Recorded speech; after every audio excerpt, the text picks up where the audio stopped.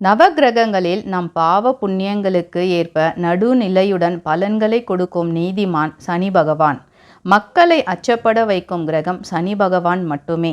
அதிலும் 7.5 சனி, அர்த்தாஷ்டம சனி, அஷ்டம சனி, கண்டக சனி நடைபெறும் காலகட்டம் அல்லது சனி திசை, சனி புத்தி நடைபெறும் காலகட்டத்தில் உள்ளவர்கள் அளவு கடந்த துன்பங்களை அடைவதாக அஞ்சுகின்றனர்.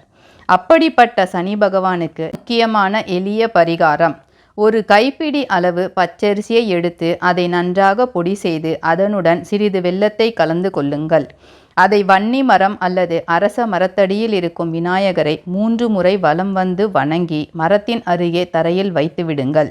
இதில் சனிக்குரிய வன்னி மரம் மிகவும் விசேஷம். இந்த பச்சரிசியை எறும்புகள் எடுத்து சென்று மழைக்காலத்தில் பயன்படுத்துவதற்காக வைத்து கொள்ளும்.